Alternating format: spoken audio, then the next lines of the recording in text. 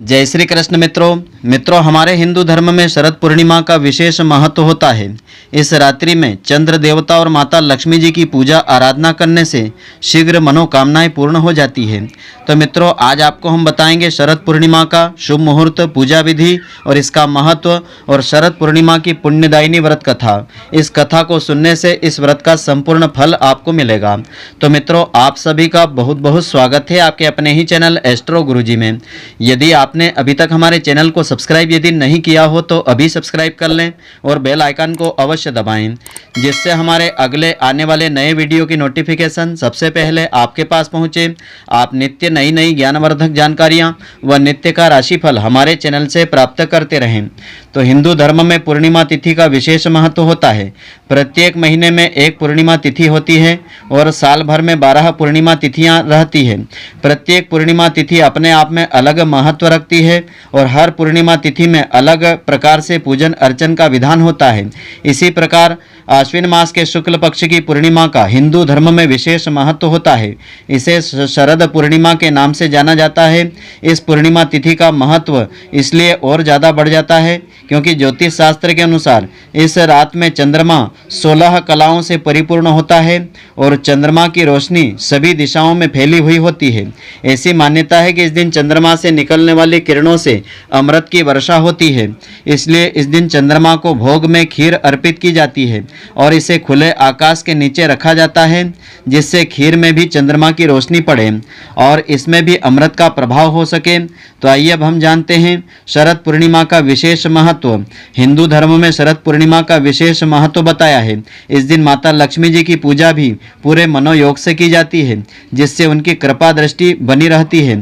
तो हिंदू पंचांग के अनुसार इस वर्ष 2021 में शरद पूर्णिमा का पर्व दिनांक 19 अक्टूबर 2021 मंगलवार के दिन आरंभ होगा।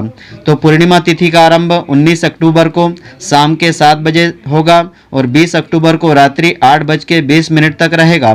पूर्ण चंद्र दर्शन 19 अक्टूबर की रात्रि को होगा।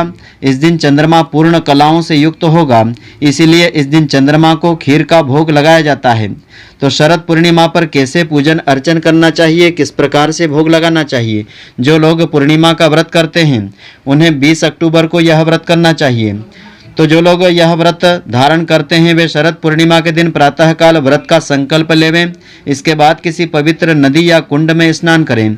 यदि नदी में स्नान करना संभव नहीं हो तो घर में ही नहाने के पानी में गंगा जल मिलाकर के स्नान करें। स्वच्छ वस्त्र धारण करने के बाद घर के मंदिर की साफ सफाई करें और ईश्वर की आराधना करें। पूजा के दौरान भगवान को धूप दीप नैवेद्य अर्पित करें। रात्रि के समय गाय के दूध से खीर बनाएं और आधी रात्रि को भगवान को चंद्र देवता को इस खीर का भोग लगावें और उसके बाद चंद्र देवता को अर्घ्य भी देना चाहिए और माता लक्ष्मी जी के नाम मंत्रों का अधिक से अधिक संख्या में जाप भी करना चाहिए, जिससे इस व्रत का संपूर्ण फल प्राप्त होता है। तो शरद पूर्णिमा का विशेष महत्व धर्म ग्रंथों में होता है। इस दिन माता लक्ष्मी जी का विशेष करके पूजन अर्चन करने से धन धान्य की प्राप्ति होती है।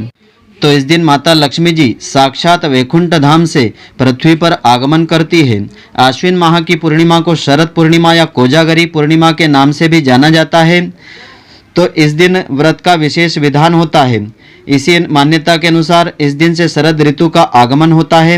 धर्मशास्त्रों के अनुसार शरद पूर्णिमा की रात्रि में भगवान श्री कृष्ण जी ने वृंदावन में राधा और गोपियों के साथ महारास रचाया था। यदि आप आयु धन संपत्ति प्राप्त करने के लिए शरद पूर्णिमा के दिन श्रद्धा के साथ माता लक्ष्मी जी की पूजा करें तो माता लक्ष्मी जी प्रसन्न होकर के आपको मनोवांछित फल भी दे सकती है। तो आइए अब हम जानते हैं शरद पूर्णिमा की विशेष पूजा विधि और महापुण्यदायिनी व्रत कथा के बारे में। तो शरद पूर्णिमा का व्रत करने से व्यक्ति की सभी मनोकामनाएं पूर्ण हो जाती है। शास्त्र में इस पूर्णिमा को रास पूर्णिमा भी कहते हैं। इसी दिन भगवान श्री कृष्ण जी ने राधा और गोपियों के साथ रासलीला रचाई थी। यह व्रत व्यक्ति को सभी रोगों से मुक्ति दिलवाता है, आयु और आरोग्य को देने वाला व्रत होता है। तो शरद पूर्णिमा की महापुण्यदायिनी व्रत कथा इस प्रकार से है। पौराणिक कथाओं के अनुसार एक साहूकार के घर 2 सुशील कन्याएं थीं। बड़ी बहन श्रद्धा भाव से धार्मिक कार्यों को किया करती थी, लेकिन छोटी धार्मिक चीजों में बिल्कुल मन लगाकर काम नहीं करती थी। बड़े होने के बाद साहूकार ने दोनों बेटियों का विवाह कर दिया। विवाह होने के बाद दोनों बहनें शरद पूर्णिमा का व्रत करने लगी। बड़ी बहन ने बड़ी श्रद्धा के साथ शरद पूर्णिमा का व्रत पूरा किया था, लेकिन छोटी बहन ने अधूरे ढंग से, अधूरे मन से इस व्रत को किया था, जिससे उसकी संतान मरने लगी थी। इसी वजह से उसकी संतान जन्म लेते ही कुछ ही दिनों के बाद मर जाती थी। तो संतान के मर जाने के कारण वह बड़ी ही दुखी रहने लगी। तब उसने अपने दुखों का कारण महात्माओं से पूछा, विद्वानों से पूछा। तब महात्माओं ने उसे बताया कि तुम्हारा मन पूजा पाठ में नहीं लगता है और तुमने शरद पूर्णिमा का व्रत श्रद्धापूर्वक पूर्ण नहीं किया है। इसी कारण से तुम्हारा पुत्र बार बार मर जाता है। यदि तुम श्रद्धापूर्वक शरद पूर्णिमा का व्रत करो तो तुम्हारी यह संतान की जो समस्या है जल्द ही दूर हो जाएगी और वापस आपको संतान भी प्राप्त होगी। तो महात्मा का यह वचन सुन करके उसने तुरंत ही व्रत करना आरंभ कर दिया, लेकिन फिर भी उसका पुत्र जीवित नहीं बचा। तब उसने अपनी मरी हुई संतान को एक चौकी पर सुला करके अपनी बहन को अपने घर बुलाया और अनदेखा करके बहन को उसी चौकी पर बैठने को कहा। जैसे ही बहन उस चौकी पर बैठने गई, उसके स्पर्श होते ही बच्चा फिर से रोने लगा, वह जीवित हो उठा। यह देख करके बड़ी बहन चौंक गई और उसने कहा कि अरे तुम मुझे कहाँ बैठा रही थी? यहाँ तो तुम्हारा लाल सोया हुआ है। अभी मैं अगर यहाँ बैठ जाती तो यह मर ही जाता। तब छोटी बहन ने अपनी बड़ी बहन को अपने पुत्र के मर जाने की पूरी कहानी सुनाई। बड़ी बहन के पुण्य कर्मों की वजह से उसके स्पर्श होते ही छोटी बहन का पुत्र जीवित हो उठा। उसके बाद से ही सभी गांव वाले शरद पूर्णिमा का यह व्रत करना आरंभ करने लगे। तो शरद पूर्णिमा की विशेष पूजा विधि इस प्रकार से है। शरद पूर्णिमा के दिन व्रत करने वालों को सुबह सुबह सूर्योदय से पहले स्नान करके स्वच्छ वस्त्र धारण करना चाहिए। अब भगवान की प्रतिमा के सामने धूप दीप जला करके श्रद्धा पूर्वक पूजा करना चाहिए। पूरे दिन उपवास रखना चाहिए। शाम के समय माता लक्ष्मी जी की पूजा अर्चना चंदन दीप सुगंध पुष्प चढ़ा करके करें।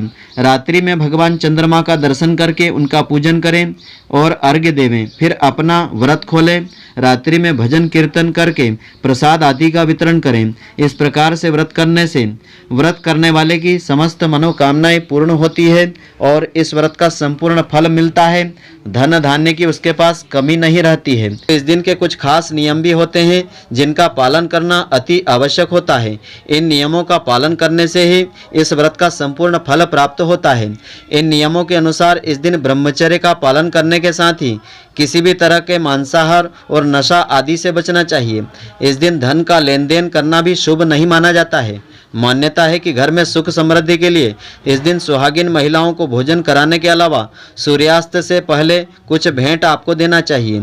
इस दिन सूर्यास्त के बाद बालों में कंघी करना या अग्नि पर तवा चढ़ाना शुभ नहीं माना जाता है। तो इस दिन का विधान इस प्रकार से है। इस दिन प्रातःकाल सूर्योदय से पहले उठ करके स्नान करें। स्नान करके स्वच्छ वस्त्र धारण करें। उसके बाद अपने आराध्य देवता को सुंदर वस्त्र आभूषणों से सुशोभित करें, श्रृंगारित करें। आवाहन, आसन, आचमन, वस्त्र, गंध, अक्षत, पुष्प, धूप दीप नैवेद्य, तांबूल, सुपारी, दक्षिणा आदि के द्वारा उनका पूजन करें। रात्रि के समय गाय के दूध से बनी खीर में केसर, चीनी आदि मिला करके भगवान को अर्पित करना चाहिए। उसमें तुलसी दल अवश्य डालना चाहिए।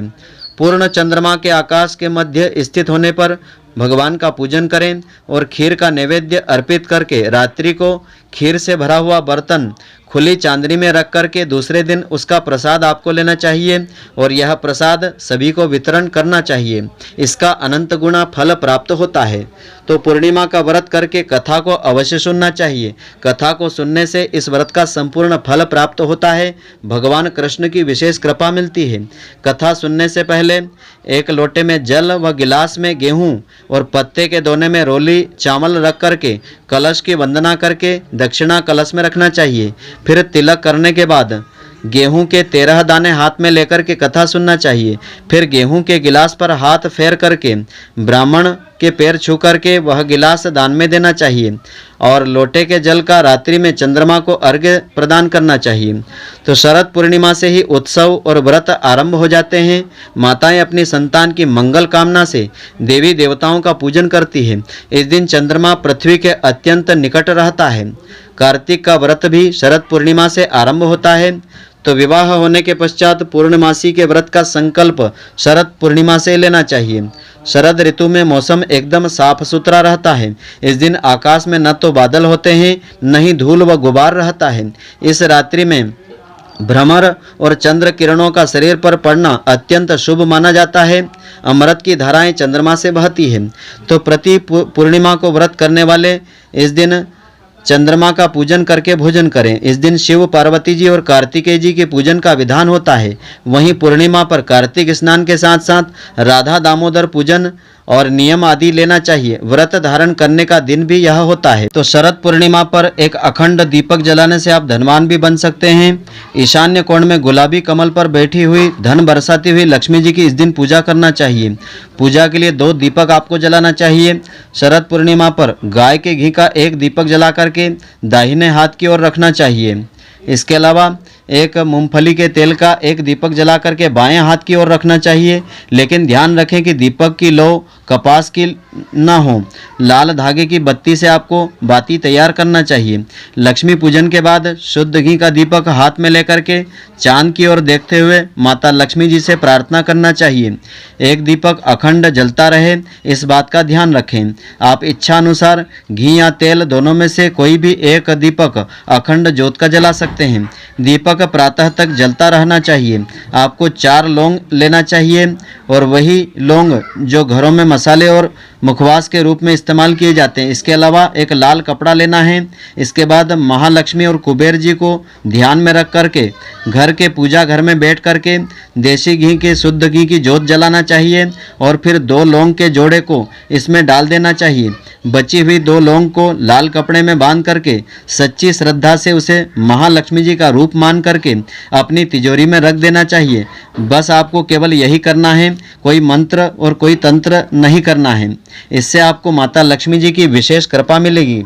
शरद पूर्णिमा पर ऐसा करने से मात्र कुछ ही दिनों में आपकी सारी मनोकामनाएं पूर्ण हो जाएगी। सबसे महत्वपूर्ण तो यह है कि कर्ज से आपको मुक्ति मिल जाएगी और आपके पास इतना धन आएगा कि संभालना भी आपके लिए मुश्किल हो जाएगा। तो आपको बता दें, आपको एक बात ध्यान में रखना है, यह उपाय करते समय आपको इस बारे में किसी को बताना नहीं चाहिए। आपको गुप्त रूप से यह उपाय करना चाहिए और इस उपाय में आपको पूर्ण श्रद्धा रखना चाहिए।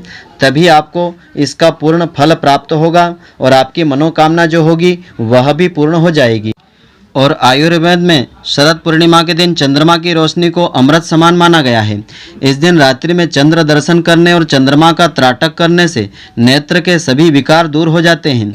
और शरद पूर्णिमा के दिन चंद्रमा की रोशनी में बैठने से शरीर के सभी रोगाणुओं का नाश होता है तथा श्वास संबंधी बीमारियों से राहत मिल जाती है।